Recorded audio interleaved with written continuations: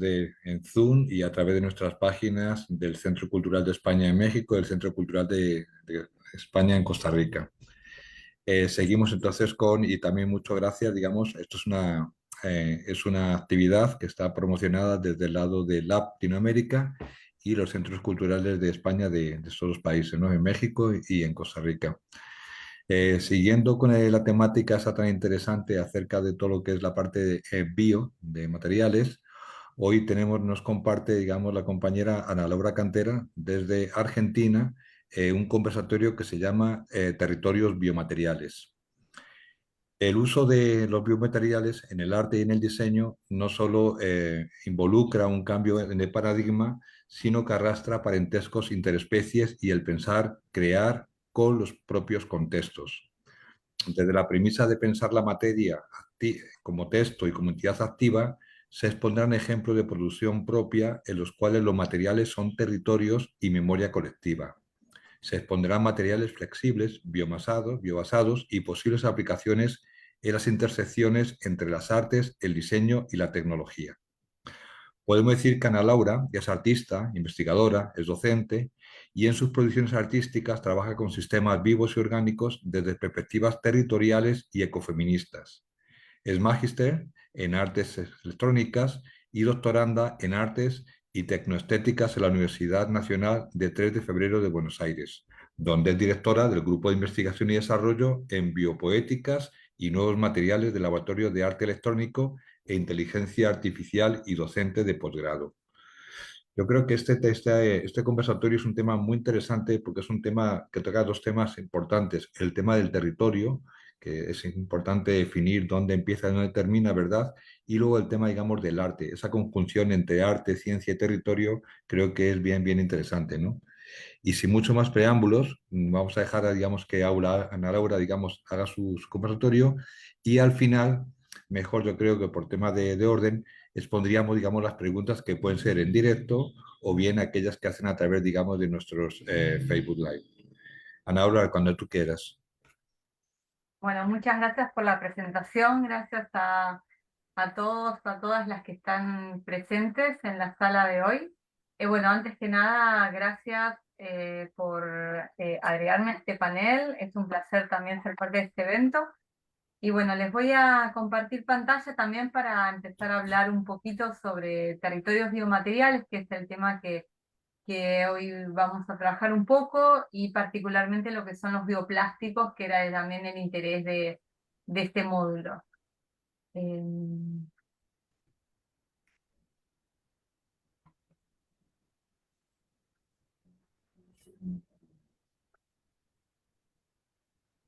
Ahí va, creería, es que ustedes ven la pantalla ya, ¿no? Perfecto. Perfecto, buenísimo.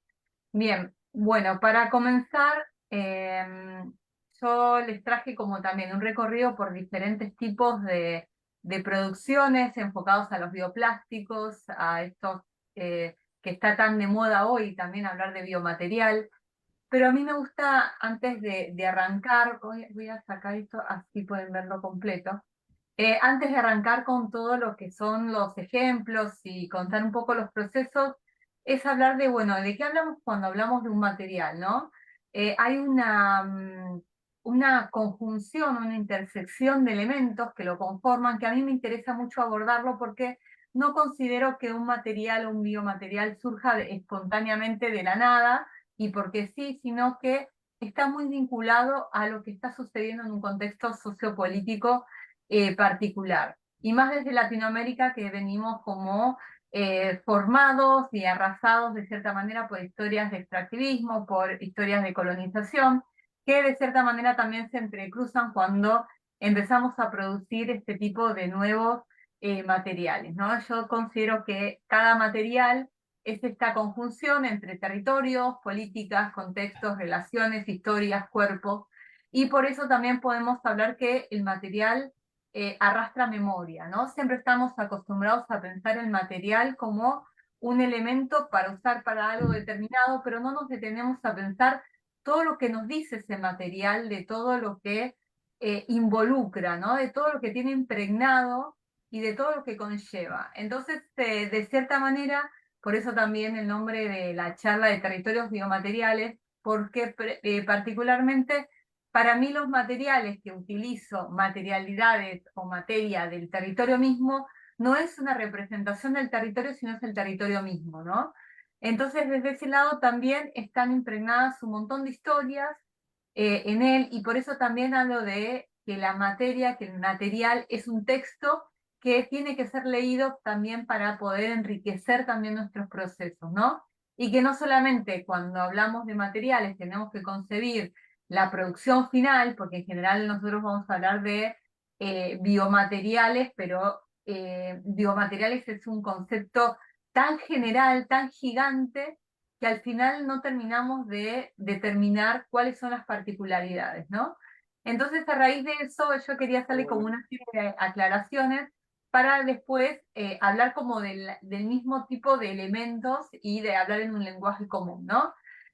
Hay diferentes tipos de tipologías, más que nada en la cultura material, ¿no? Después hay otros que están más orientados a a la medicina, a la biomedicina, que están más que nada divididos en tres ejes. Los que son los cultivados de los vivos, que podemos hablar del micelio de hongo, la kombucha, las fermentaciones, el trabajo de domesticación con raíces, bacterias. Después los biobasados, que son los que hoy vamos a ver un poquito, que ahí entran los bioplásticos, que son compostables, y hablo de compostables y no biodegradables porque precisamente la biodegradabilidad también es un concepto bastante gigante y engañoso, que últimamente está muy vinculado al greenwashing, ¿no? Hay en el mercado muchos productos que son biodegradables, que en realidad, bueno, hay muchos materiales que se degradan. Algunos tardan 400 años, otros 200 y otro una semana, ¿no? Pero el tiempo es vital en este tipo de materiales que nosotros vamos a caracterizar. En estos biobasados que se compostan, o sea, nosotros lo podríamos arrojar al compost de nuestras casas, la materia prima puede estar basada en residuos orgánicos. Yo les voy a comentar un proyecto que he trabajado mucho de yerba mate usada, también podemos hablar de la borra de café, todo lo que desechamos en nuestra alimentación diaria. Después están los elementos plagas, es muy común utilizar más que nada en territorios de la costa, las algas, que en muchas ocasiones producen también por el cambio climático una sobrepoblación y que le quita el oxígeno, que hace que se disminuyan el oxígeno al agua, que disminuyan ciertas especies de peces y de otros seres vivos, fibras botánicas en general, que pueden ser también de podas, por ejemplo, desperdicios postindustriales y desechos animales humanos. El pelo, por ejemplo, es uno de las materias primas importantísima y que se está rescatando muchísimo en lo que son estos biomateriales, porque prácticamente es un desecho que no tiene circularidad, o sea, que no se vuelve a utilizar, y también es un tema porque no sabemos qué hacer cuando tenemos tanta disponibilidad. Por ejemplo, uno todo el tiempo se está cortando el pelo, pero nunca se pregunta dónde va ese pelo, ¿no? Entonces, a veces es simple el desecharlo, pero la mayoría actualmente del cabello humano está teñido con elementos contaminantes y también es muy complicado generar el descarte, ¿no? Entonces también se están resignificando todos estos elementos para utilizarlos en diferentes producciones. Estos son todos estos cultivados y biobasados, todos los que nosotros podríamos también hacerlos en casa, en la cocina nuestra. La cocina es el primer laboratorio, y por eso también entran en lo que son el hazlo tú mismo, el do it yourself, y diferentes aristas que habilitan también a diferentes aplicaciones en nuestra vida diaria. Y después hay otros biobasados son los que yo le decía que son un poco engañosos, que no se compostan ni biodegradan naturalmente, ¿no? Uno de los ejemplos más polémicos es el de PLA, quizás muchos lo conozcan, porque es el material que se utiliza para la impresión 3D, que muchas marcas lo comercializan como es biodegradable, está hecho de maíz, pero que esté hecho de maíz o que sea biodegradable, entre comillas, no quiere decir que se pueda descartar fácilmente, porque necesita una planta industrial y, por ejemplo, en Argentina no contamos con ella, por lo cual ese plástico no queda, no es posible resignificarlo, ¿no? Y después, bueno, el biodiesel, que también parte de una fuente orgánica, pero también es bastante contaminante. Entonces nosotros hoy vamos a hablar de estos biobasados, de estos bioplásticos, y yo les voy a mostrar algunos desarrollos bueno, para ver cuáles son las posibilidades que nos permiten estos residuos orgánicos particularmente. Este es un desarrollo que ya lleva unos cuantos años, que son diferentes tipologías de cueros o flexibles. No me gusta mucho hablar de cuero porque el cuero es particularmente un material de la piel del cuero de la vaca y esto no tiene como nada que ver más que un poco la textura, ¿no? Entonces, más que nada, vamos a hablar de flexibles, ¿no? Y acá es interesante porque acá utilicé la yerba mate usada, o sea, nosotros en Argentina y en la región tomamos mucho mate, por lo cual tenemos mucho descarte, ¿sí? Y en vez de compostarlo o en vez de arrojarlo a la basura, eh, en este caso lo resignifiqué generando diferentes tipos de productos y muestras para hacer diferentes elementos, ¿no? Es interesante porque uno, una vez que tiene cantidad significativa, puede procesarlo, puede colarlo. Acá ustedes, de acuerdo al grano que tienen de esta yerba, por ejemplo, pueden hacer materiales como más acartonados, como este de la izquierda. Por ejemplo, este es el mate con agua y colado, por eso tiene la coloración, pero no tiene los clásicos palitos que podemos ver en esta muestra, y acá se puede, como queda tan líquido, se puede soplar con un sorbete, generando este tipo de burbujas que luego quedan como dibujos una vez seco. Y después es el clásico con la yerba mate procesada, pasada por la licuadora, y con los componentes agregados. Todos estos están hechos solamente con esta materia prima, con gelatina, glicerina y agua. O sea, son todos componentes que uno en general tiene. Quizás la glicerina uno piensa que es algo más ajeno, pero si ustedes se ponen a leer los ingredientes de las cosas que consumen, seguramente los van a encontrar en el 90% de los casos. Por ejemplo, se utiliza mucho para las tortas, para los muffins, para los chocolates. Es muy habitual agregarlo porque también le da suavidad, le da humedad. Entonces, también eso le va a dar a nuestro material la posibilidad de tener una cierta densidad que quede flexible y que sea duradero, ¿no? Acá vemos las características de estos colores, que es cuando nosotros dejamos ya lavado el mate, que toma como este verde más petróleo, ¿no? Pero también permite diferentes tipos de oxidaciones. Y estas también son algunas muestras con más o menos fibra, algunos sometidos a corte láser, a grabado, y un par de sandalias que hice hace unos cuantos años para también, bueno, poder aplicar estos materiales a algo que realmente sea efectivo, ¿no? Que se pueda utilizar y que realmente sirva para un reemplazo verdadero. Esta es una obra, yo soy artista, trabajo más que nada en el campo del arte, no del diseño en sí, o sea, no busco tanto lo utilitario en cuanto a producto final, sino que busco la articulación entre lo que son las artes electrónicas. Y en este caso trabajé con un robot que en conjunto con Demián Ferrari, que es mi compañero del colectivo, en el cual toda la piel de este robot es a partir de este material de yerba mate. También tiene estos biomateriales realizados con el agua del poroto negro, del hervido, y también algunas partes de pelo humano que después les voy a mostrar unas muestras también. En este caso es interesante porque la obra hablaba precisamente de los desplazamientos a partir del monocultivo, y precisamente la yerba ha generado en este país que se produzca mucho monocultivo de yerba mate, precisamente por la demanda, y precisamente el material mismo acompañaba en cuanto al concepto a lo que era el planteo de este robot, ¿no? Y acá hay algunos materiales a la derecha que es realizados a partir del grabado láser. que responde muy bien este tipo de texturas al material, a estos flexibles. Y este, por ejemplo, es uno en 3D a partir de volcar esta preparación, que cuando uno lo lleva al fuego queda un líquido, sobre una plantilla ya con esta morfología para que el material genere una vez seco este tipo de texturas, ¿no? Entonces hay como muchas posibilidades dentro de una misma materia prima, que es una de las cosas que a mí me interesa, ¿no? Como explotar cada una de las variables que uno puede llegar a conseguir a partir de la utilización de estas materias orgánicas y entrar en lo que es la economía circular, ¿no?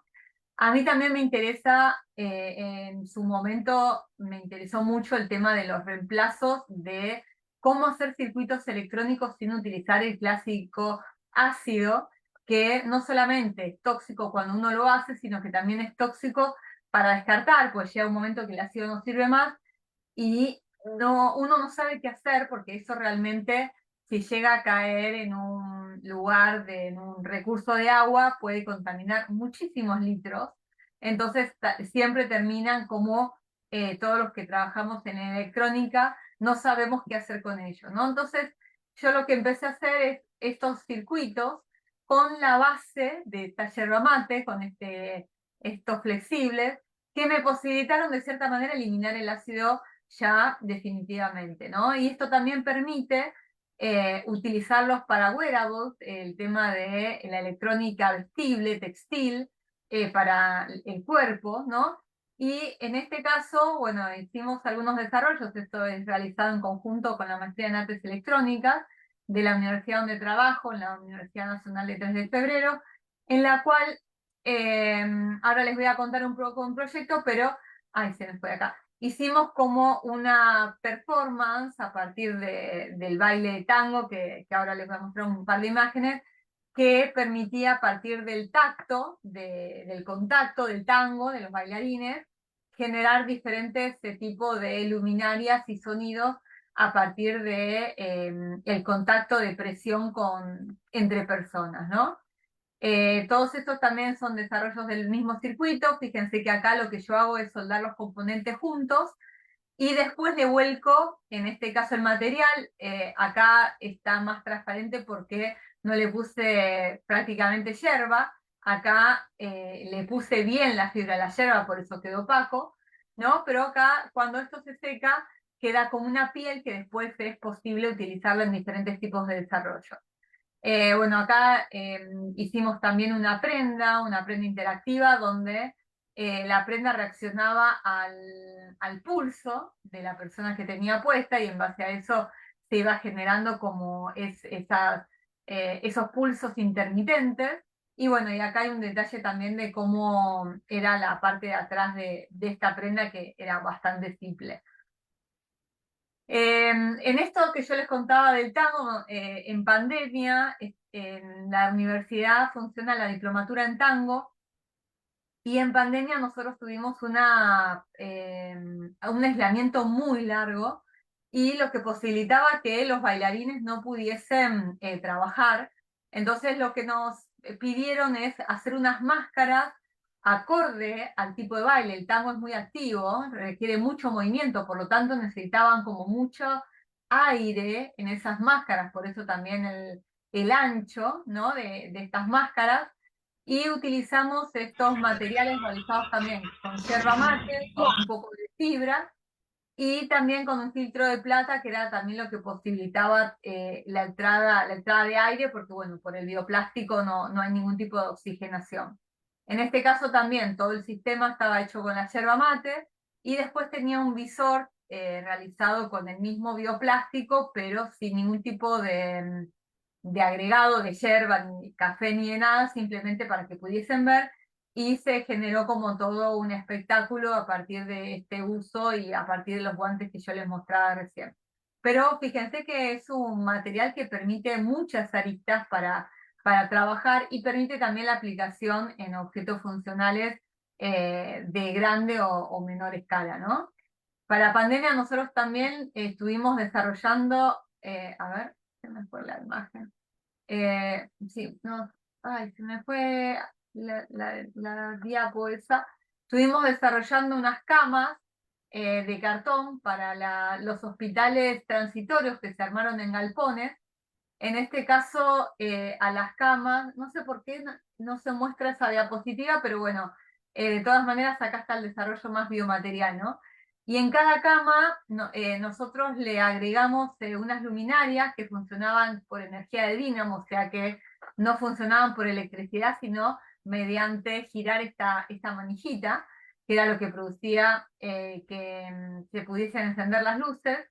Y las hicimos a partir también de este bioplástico, en este caso es un bioplástico realizado con cúrcuma y café, que posibilitaba también esta coloración. Nosotros hicimos un desarrollo de 200 camas, por lo tanto fueron 200 lámparas con el biomaterial que fueron implementadas también en estas camas de cartón que también desarrollamos en la maestría en artes electrónicas en época de pandemia, ¿no? Entonces también nos gusta pensar cómo estos materiales pueden pueden de cierta manera contribuir a la comunidad y hacer estas actividades de extensión para poder no solamente expandir este tipo de tecnologías, sino también poder contribuir, en este caso, bueno, a la salud y a las tareas sociales de estos hospitales.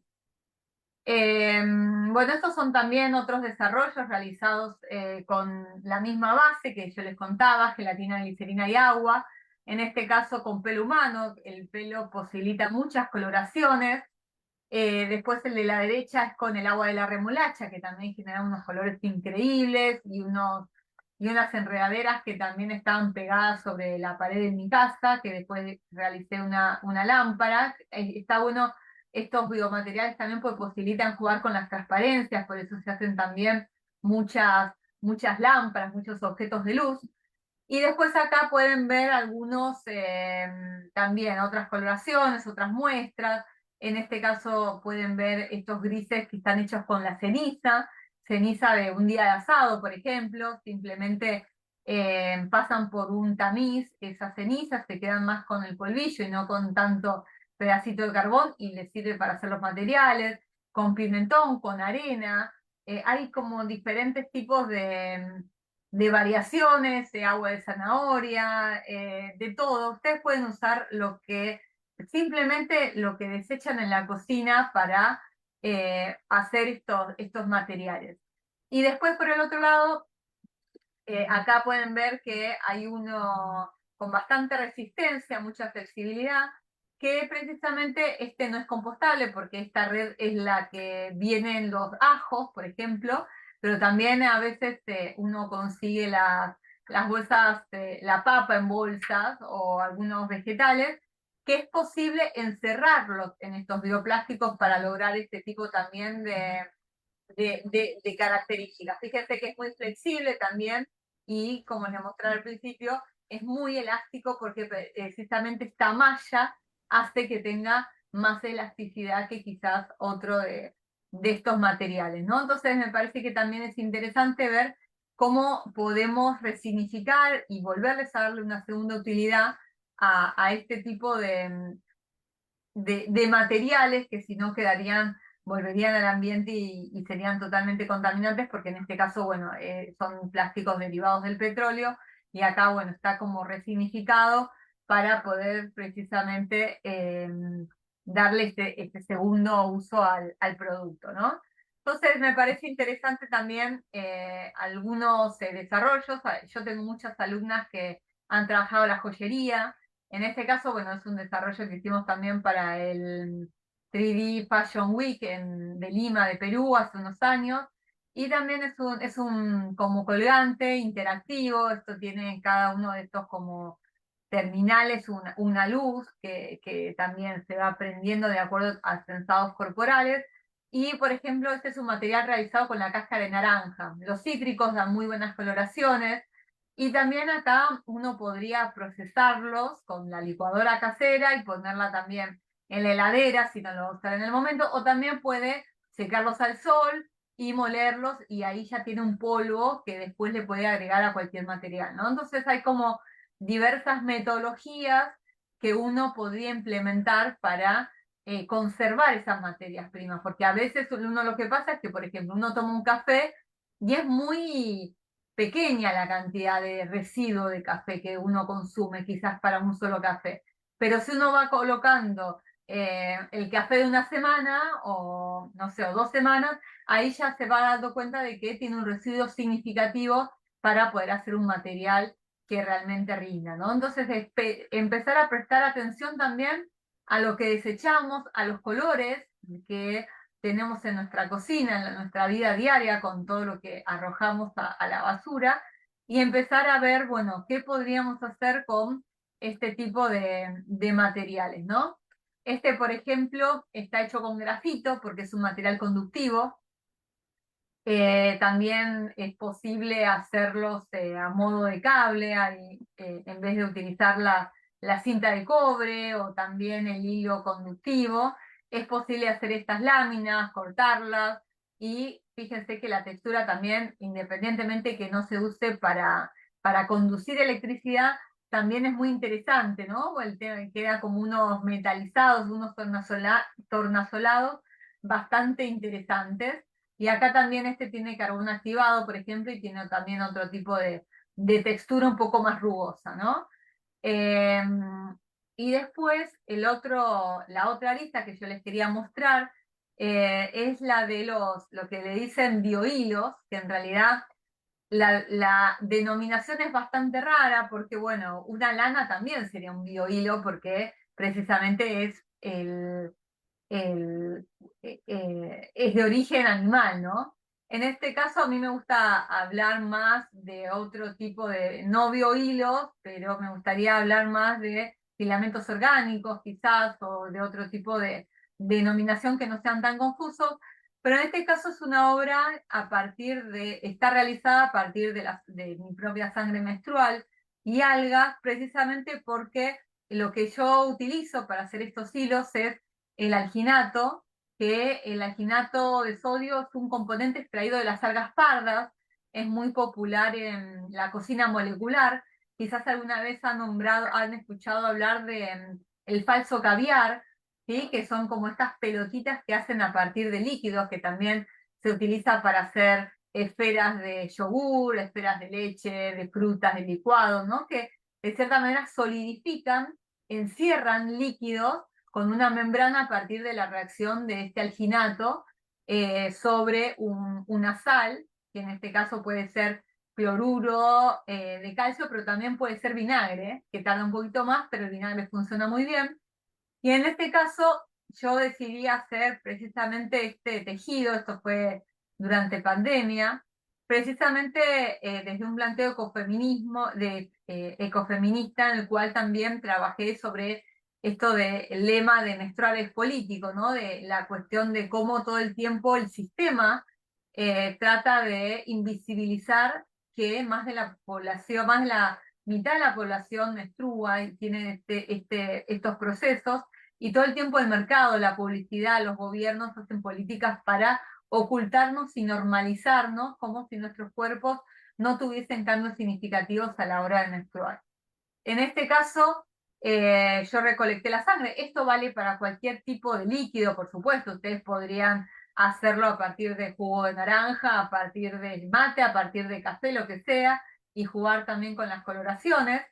El alginato, cuando se mezcla con el agua, genera como esta pasta media cremosa, como gelatinosa de cierta manera, es como un gel, donde una vez que uno revuelve, ya lo puede poner en una jeringa, y el grosor de la jeringa es lo que te va a determinar después el grosor final del hilo, ¿no? De estos hilos tejibles.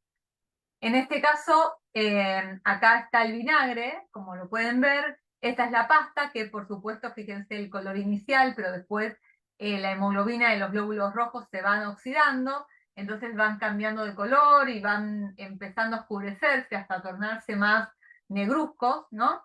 Y acá también pueden ver cómo, eh, bueno, esto es extruido sobre el líquido y después automáticamente el alginato en contacto con el vinagre se solidifica, o sea, estos hilos quedan como sólidos por el lado de afuera y adentro todavía quedan como frescos, entonces luego hay que ponerlos a secar, ¿no? Estos son los hilos recién salidos, extruidos, fíjense que son bastante gruesos incluso, y después, en este caso, fíjense cómo quedan, ¿no? Como que pierden un poco el brillo porque pierden mucha agua, se reducen prácticamente a la mitad, precisamente por la pérdida de agua, y después, bueno, son elementos que son fácilmente tejibles, ¿no?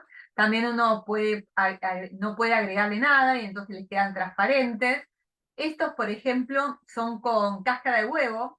Este está visto en microscopio, por el microscopio para que vean acá las cascaritas, pero en realidad las cáscaras, yo utilizo mucho la cáscara de huevo una vez que uno los usa para cocinar, simplemente uno los tiene que enjuagar y yo los voy poniendo como en un baldecito y después eso lo seco al sol y lo proceso, lo paso por la licuadora.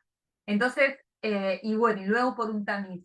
Ese tamiz me hace que yo me quede con una textura prácticamente de polvo, ¿no? Que después es posible agregarlo a otro tipo de materiales. Yo trabajo mucho en los sólidos y es muy bueno también para sólidos, para imprimir en 3D o mismo como ahora también está el término de biocerámica, se utiliza mucho también para hacer esta cerámica sin cocción, ¿no?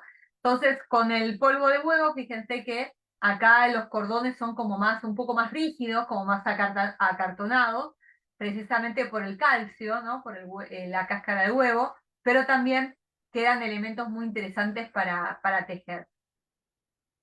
Bueno, estos son algunos detalles, se puede tejer fresco, pero es mucho más delicado, se rompe mucho más fácil, o se puede tejer ya cuando está seco, que es lo ideal, donde uno puede ver, fíjense que acá en esta foto se ven bien las coloraciones, y se ven que queda como una especie de cable, ¿no? Que bueno, a mí el material me resulta muy interesante también porque tiene este tipo de transparencias, y porque de cierta manera también uno permite como tener diferentes tipos eh, de captura de los líquidos, ¿no? Que es una de las cosas que también a mí me interesa. Y estas son diferentes aplicaciones, yo he hecho técnicas de telar, acá pueden ver un material transparente sin ningún tipo de residuo.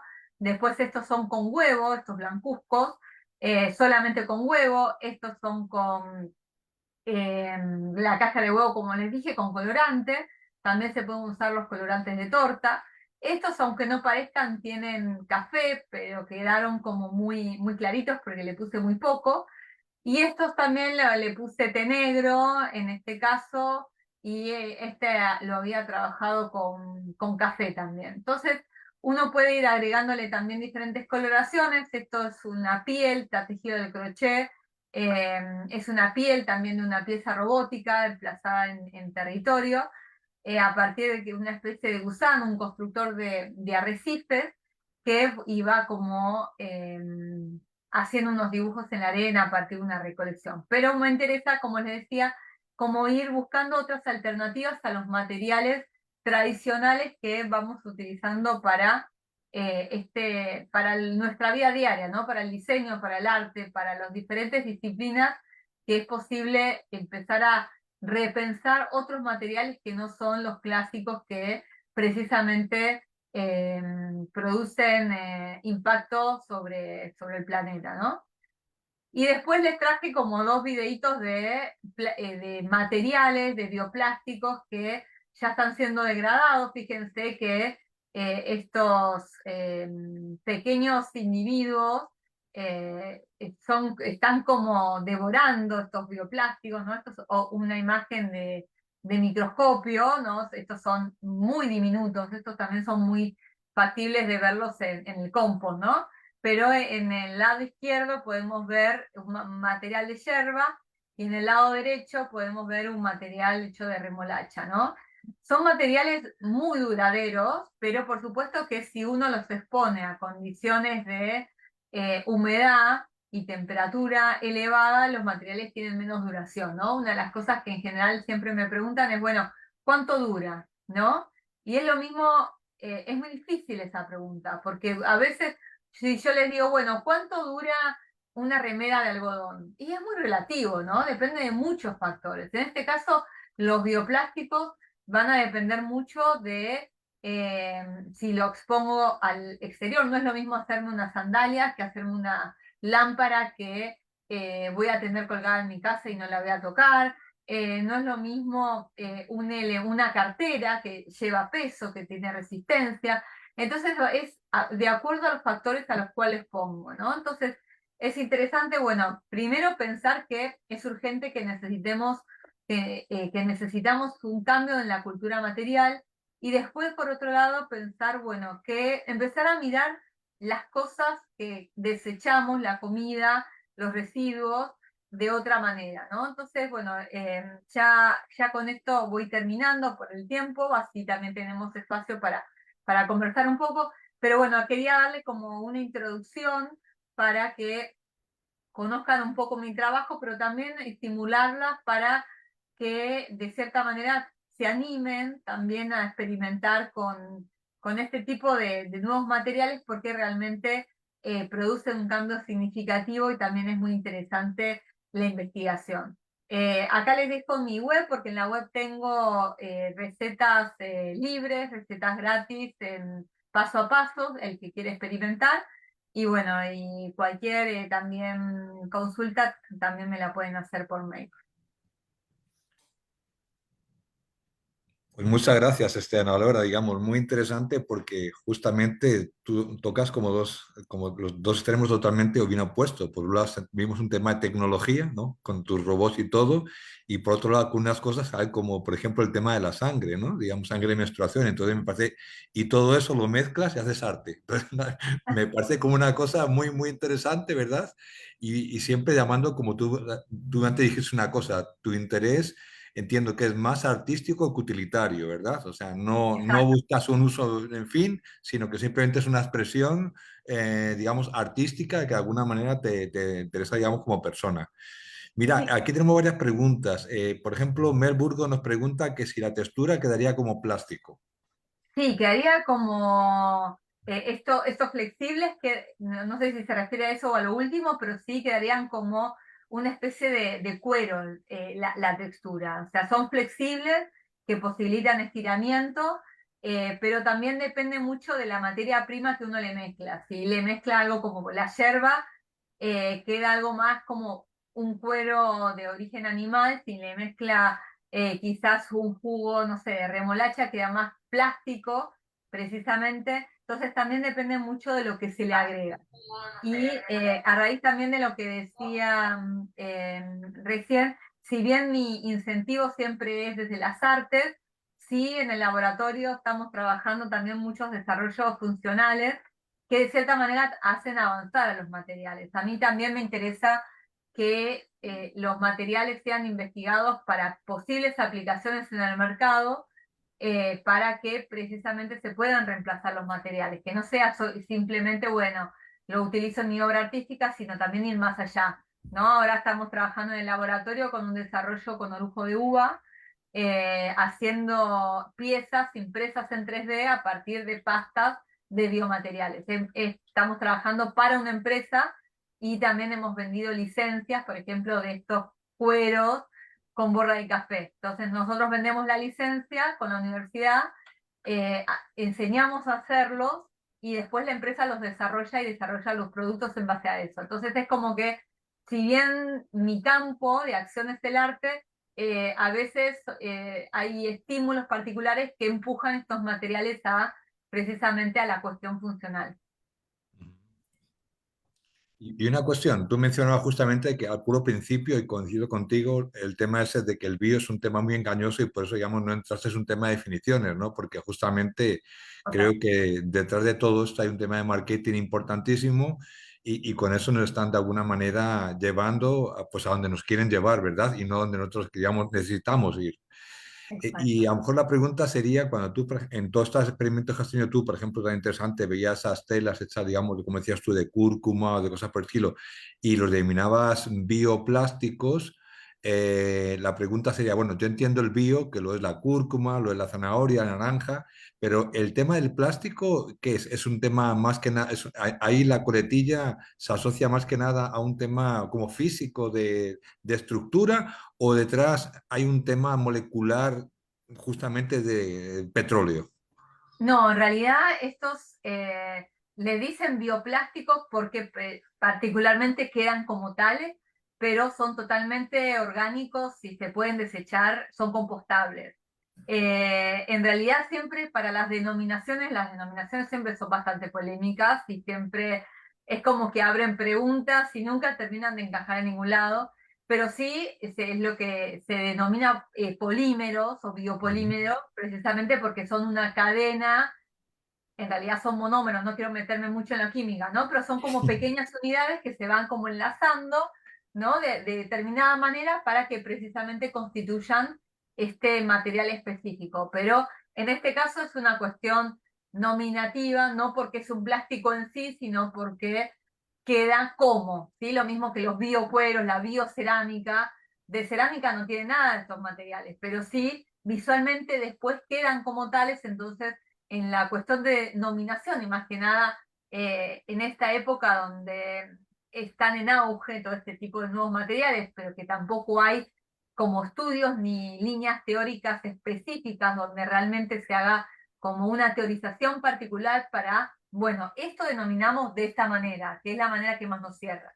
Entonces es como que, de cierta manera, es como que se van nombrando las cosas a medida que, bueno, van apareciendo, y es medio parecido, ¿sí? Lo mismo, por ejemplo, está muy instalado en el mercado el tema del cuero ecológico, pero el cuero ecológico es totalmente derivado del petróleo y de ecológico no tiene nada.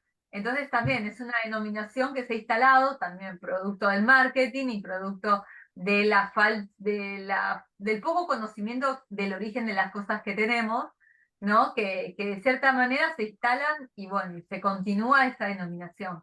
Pero no, en este caso todos los que les traje son totalmente compostables. Te lanzo dos preguntas. Una nos la hace Tamara Valenzuela, que nos dice cómo surgió la idea de hacer esos hilos, y la otra, Milenka Almanza, dice que en caso de comercializarlo, ¿quiénes serían los principales potenciales compradores o qué nicho de mercado y dónde recomendarías venderlos?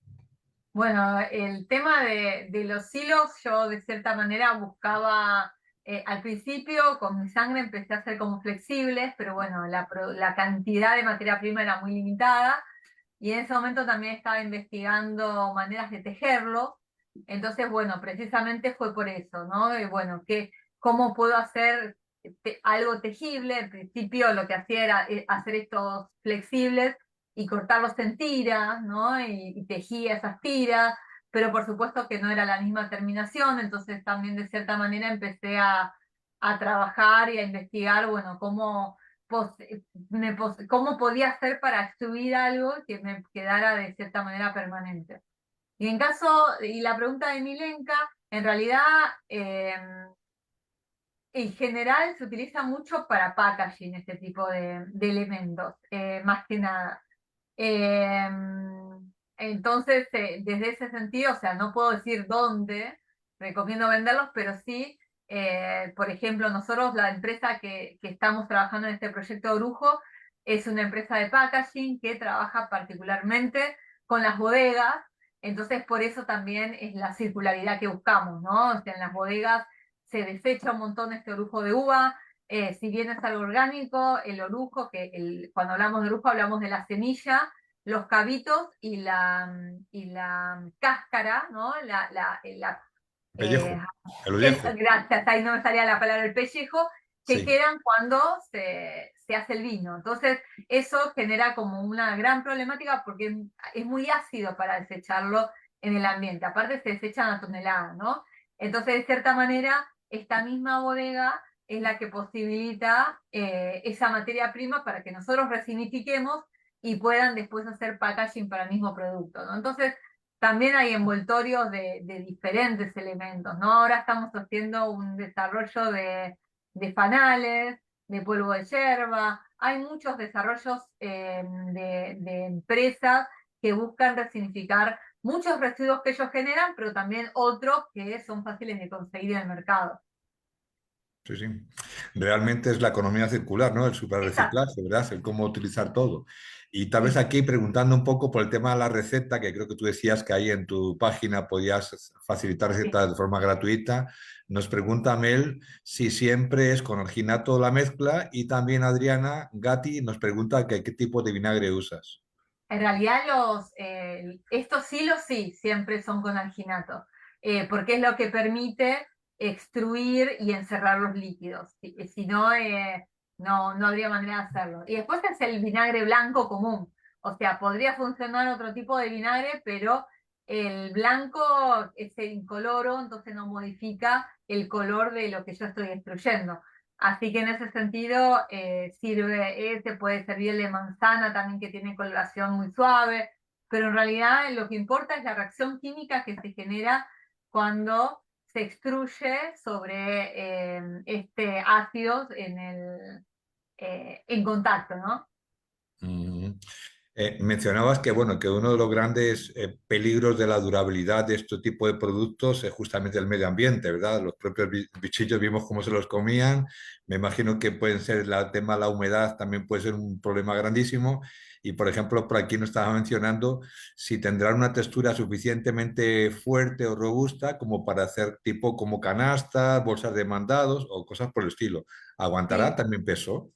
sí, a ver, no le voy a poner no sé, algo, pero recontra pesado, pero sí es posible hacer, de hecho se hacen bolsas, canastas, por supuesto, es posible tejerlos, con telar estos materiales, pero sí, por ejemplo, son mucho más resistentes los que tienen fibra agregada, como el de la yerba, que los que no tienen nada agregado o quizás tienen, no sé, cúrcuma nada más, porque acá la fibra también le da consistencia y le da resistencia. Entonces también dentro de la misma receta uno puede hacerlos más o menos resistentes, también a partir de cambiar las proporciones o de agregar estas fibras que posibilitan también una mayor agarre de los componentes.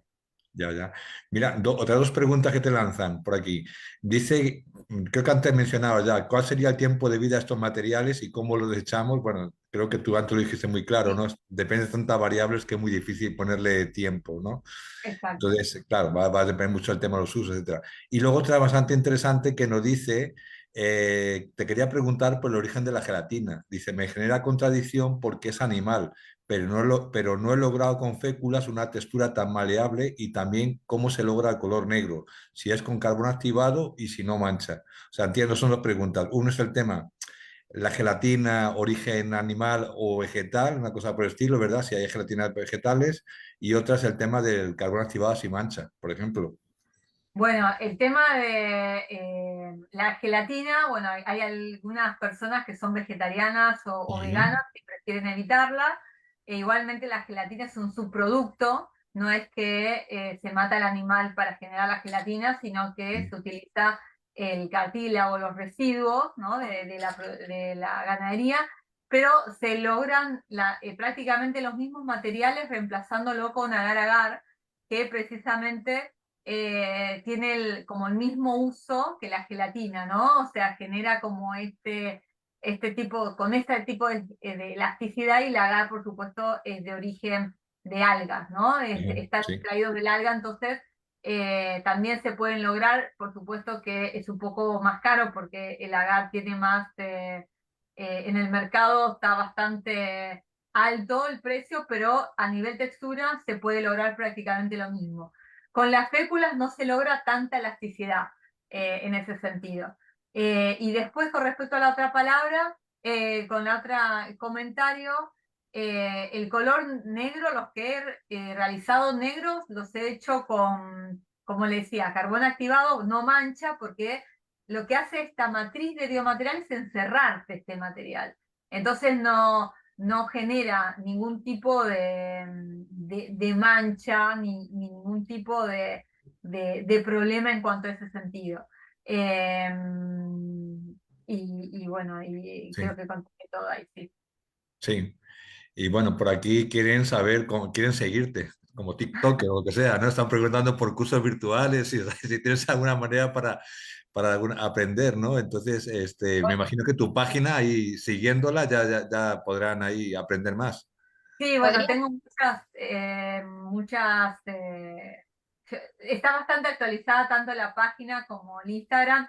No estoy dando talleres porque me pasó que, bueno, di unos cuantos en pandemia, pero afortunadamente muchas de mis alumnas ya me han reemplazado en cuanto a que ya han realizado sus investigaciones y están dando muchos talleres.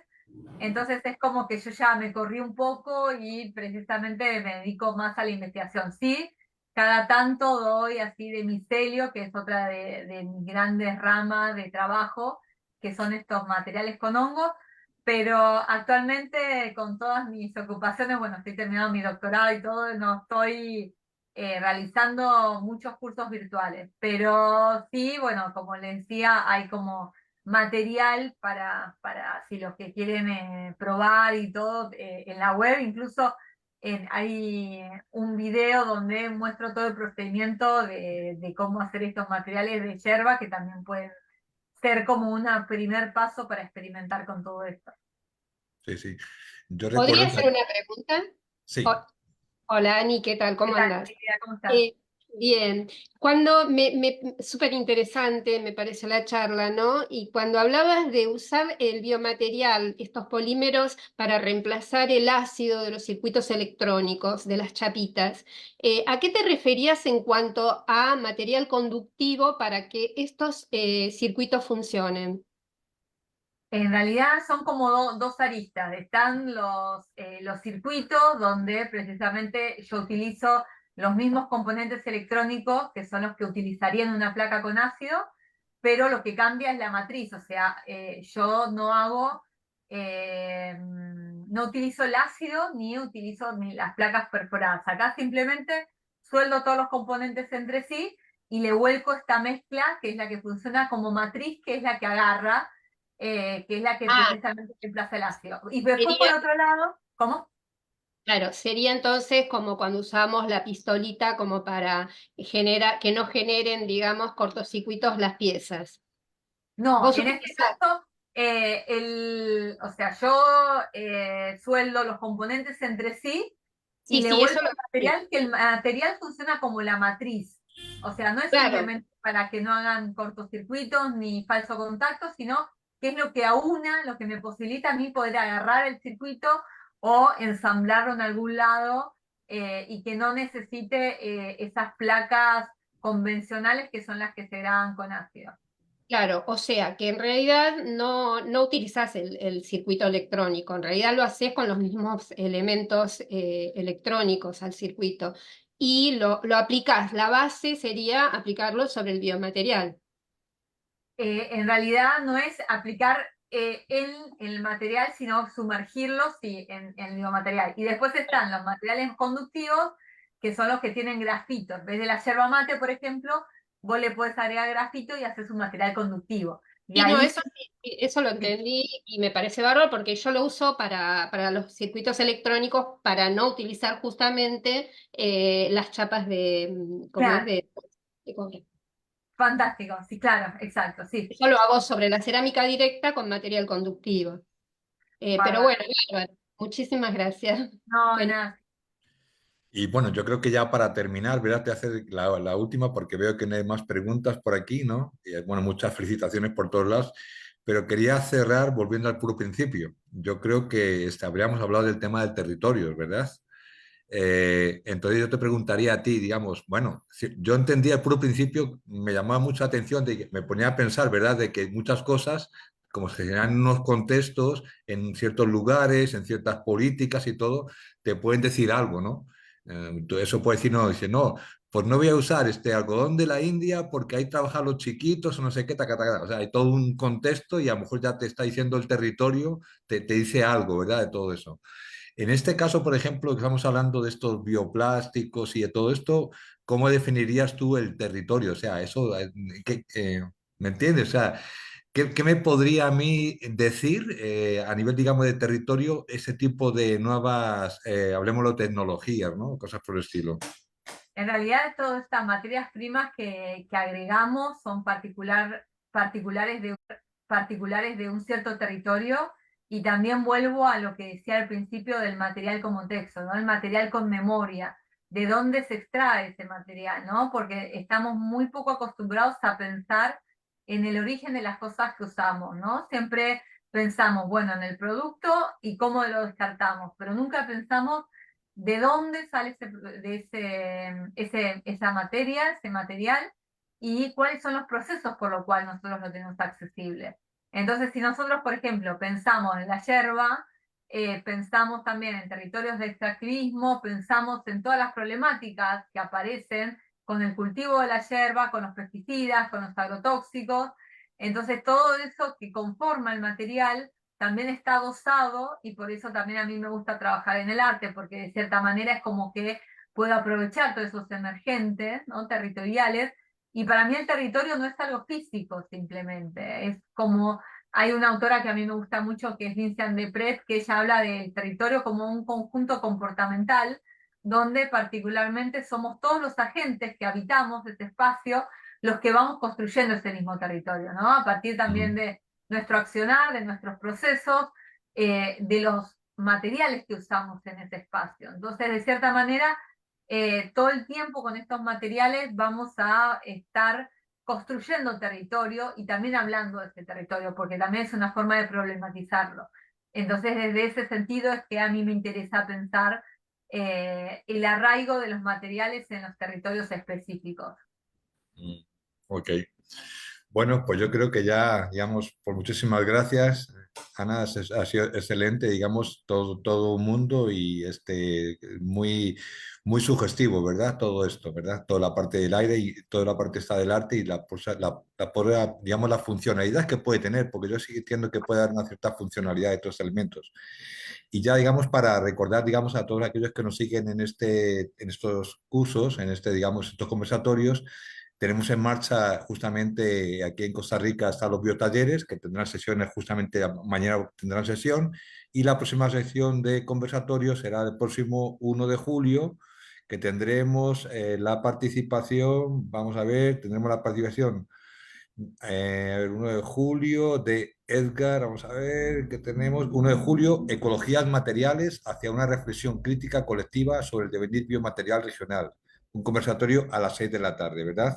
Entonces quedan todos invitados y sigamos informándonos. Muchísimas gracias a todos por su participación. Gracias.